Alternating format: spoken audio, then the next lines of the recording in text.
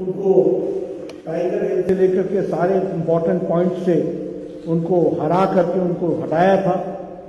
और उसके साथ साथ जो हमारे टेररिस्ट थे, जो इस गतिविधि में संलिप्त थे और जो इसको बढ़ावा दे रहे थे, उनको भी नष्ट नाबूद करने में हमारी फौज, जांबाज फौज, इसने बहुत बड़ा योगदान किया था। इसको हमको ध्यान में रखना चाहिए। मैं ये मानता हूं कि यह जो लड़ाई थी, इसमें इंस्पिरेशन, वैलर का एक यूनिक मिश्रण था। इंस्पिरेशन के साथ जिस विपरीत परिस्थिति में जब मेंटली आदमी थक हारा हुआ महसूस करता है, वहां से उठ करके वैलर के आधार पर विजय हासिल करना, ये बहुत बड़ी बात है। और मैं ये इसलिए कह रहा हूं क्योंकि आप सब लोग तो बड़े सीनियर डेकोरेटेड ऑफिसर्स हैं, you know better than me, but it becomes my prime responsibility to reiterate on such forums time and again that Pakistan was in a very advantageous position. वो हाइट पर था और हाइट के साथ साथ वो strategic position पर पोजीशन ले चुका था और लगभग 90 डिग्री की हाइट सीधे थी।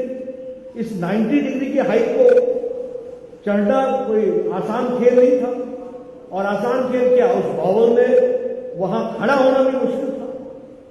ऐसी परिस्थिति में हमारे जांबाज फौज ने अपने स्ट्रेटेजिक के साथ साथ अपने वैलर के माध्यम से वहां विजय हासिल की और शायद 26 दिन, 2 मंथ्स, मोर देन 2 मंथ्स इस लड़ाई में हम लोगों ने जो लड़ाई लड़ी, ये this was the toughest battle on the highest mountain, a range of 14,000 feet to 16,000 feet. It was the toughest. और इसके साथ साथ आप ये भी ध्यान में लीजिए कि -10 डिग्री टेम्परेचर में हम लोगों ने इस लड़ाई को जीत हासिल की।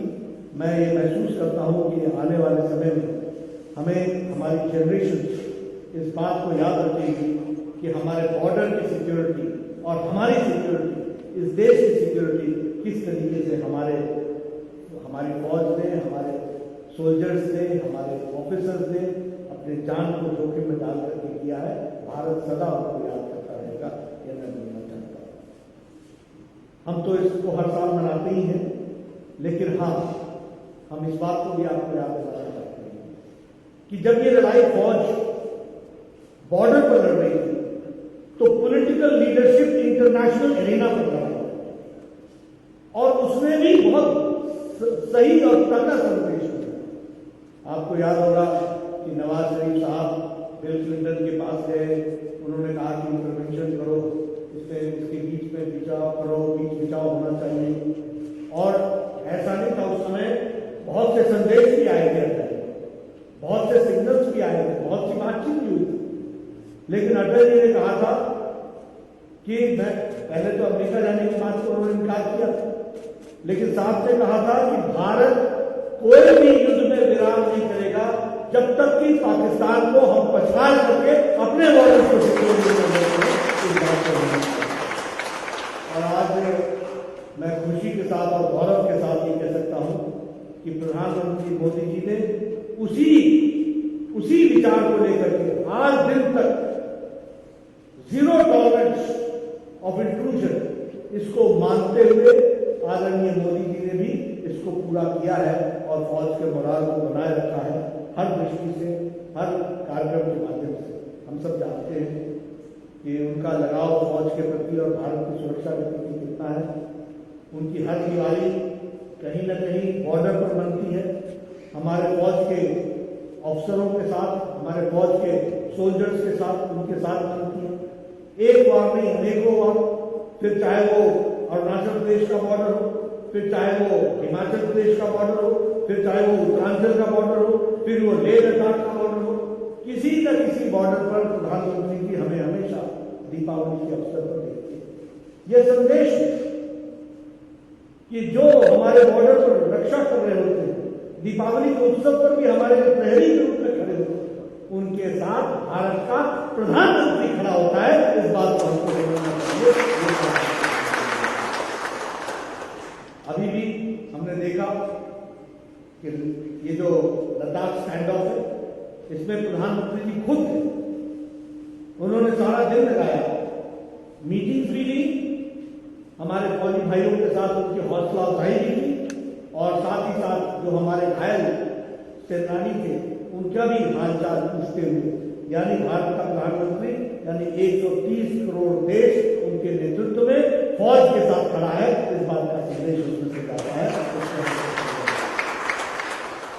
मैं आप सबसे ये जरूर कहना चाहूंगा कि जहां तक फौज का सवाल है, प्राइम मिनिस्टर के एजेंडा में it is on the defence is on focus, और डिफेंस को उन्होंने हमेशा फोकस में रखा है। आप देखिए 40 साल से OROP का विषय चल रहा था, सबने इसके साथ राजनीति, एक हमारे वित्त मंत्री आए, उन्होंने 5,000 करोड़ रुपए टोकन मनी देकर के 500 करोड़ रुपए रख करके और उन्होंने OROP की बातचीत शुरू और उसमें कुछ नहीं है।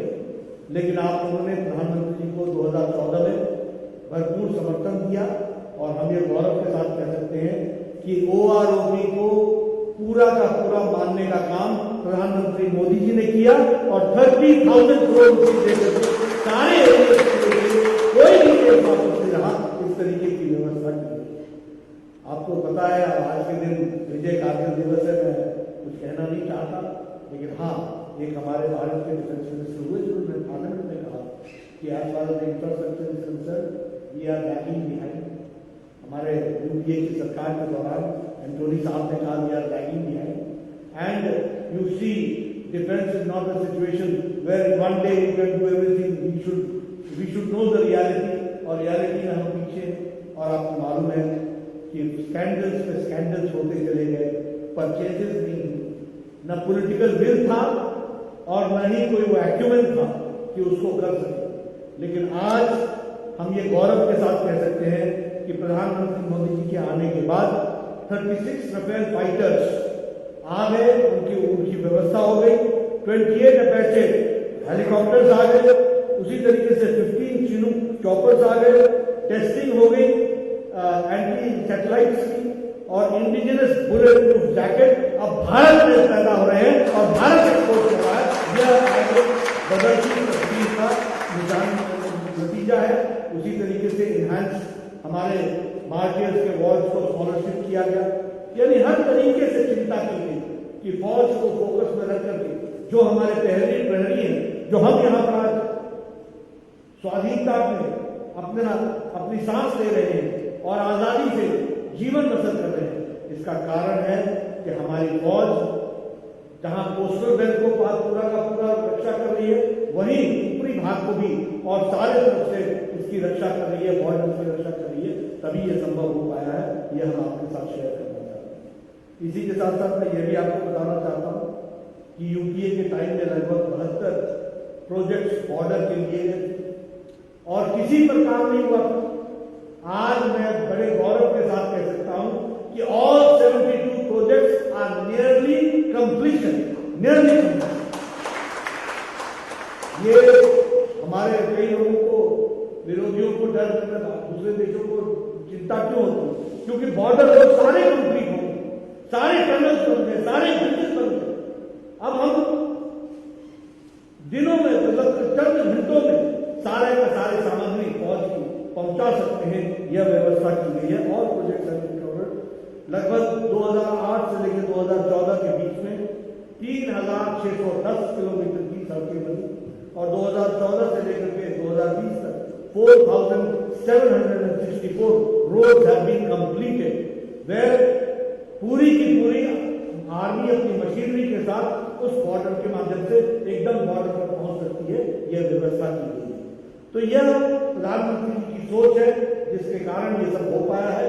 और आज भारत की फौज आप जानते हैं, one of the best arm forces in the world, इस तरीके का हम मानते हैं। आज शौर्य दिवस पर हम एक ही बात कहना चाहेंगे कि भारतीय जनता पार्टी का एक एक कार्यकर्ता देश के प्रति समर्पित है। देश सबसे पहला है, top on the agenda, nation first. और नेशन फर्स्ट को अगर नेशन फर्स्ट रहना है तो नेशन बॉर्डर फर्स्ट, चर्चा आप सब लोगों ने किया है और आप सब कर रहे हैं। आप सब बधाई के पात्र हैं। विजय दिवस के अवसर पर मैं आप सबको शुभकामनाएं देता हूँ, बधाई इस तरीके से देता हूँ कि हम लोग फिर से रीइंफोर्स होकर के ताकत लेकर के अपनी जनता के बीच में इन बातों को रखें ताकि उनकी भी हौसला अफजाई हो, उनके समझ में आए कि आज देश कितना मजबूत मोदी जी के नेतृत्व में है और दुश्मन के लिए हम पूरी तरीके से तैयार हैं, हर तरीके से तैयार हैं। ये हमारा मनोबल है, इसको हमको ध्यान में रखना चाहिए। आप सब लोग आज के दिन एकत्र आए, उन विपरीत परिस्थितियों में भी आपने इस कार्यक्रम में शामिल हुए, आपका बहुत बहुत धन्यवाद। नमस्कार।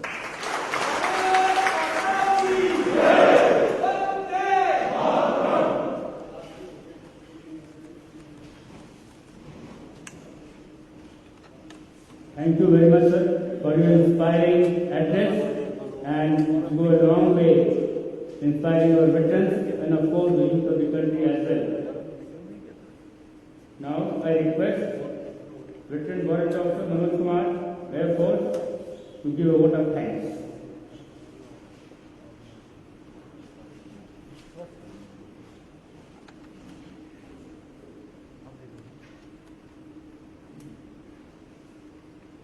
जय हिंद। Honourable Shri JP Nadda ji, national president BJP, Shri Arun Singh ji, national general secretary and MP Rajya Sabha, Shri BR. Santosh ji, national general secretary organisation, Shri Mahendra Pandey ji, office secretary, lieutenant general BS. Yadav, BRC, aviation, retired, and our all distinguished guests, it is my privilege to have been asked to propose a vote of thanks on Kargil Vijay Divas celebration on behalf of all including veterans.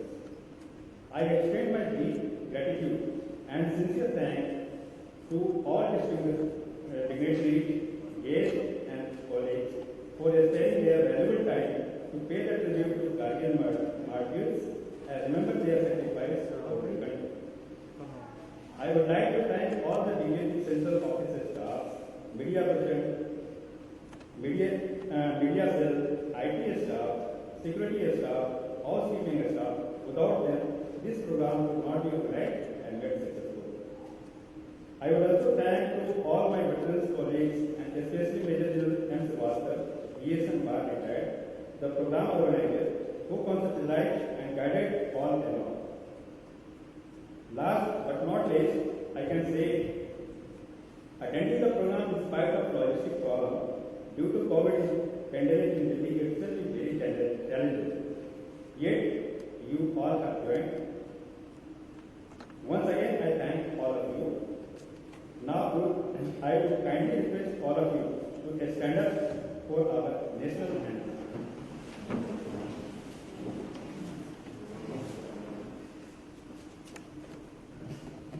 जनगण अधिनायक जय हे भारत भाग्य विधाता, पंजाब सिंध गुजरात मराठा द्राविड़ उत्कल बंगा, विंध्य हिमाचल यमुना गंगा उच्चल जलधि तरंगा, तब शुभ नामे जागे, तब शुभ आशीष मांगे, गाहे तब जय गाथा, जन गण मंगलदायक जय हे भारत भाग्य विधाता, जय हे जय हे जय हे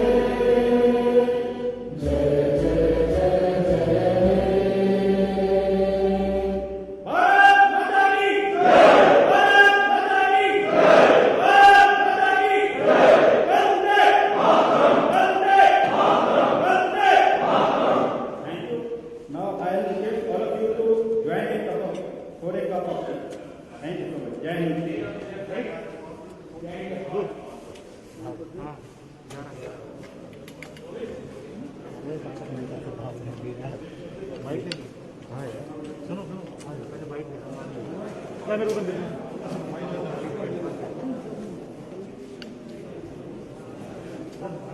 दो कार्ड है ना, एक कार्ड निकाल लो कार्ड उसको दे दो, बिना वाला दे दो।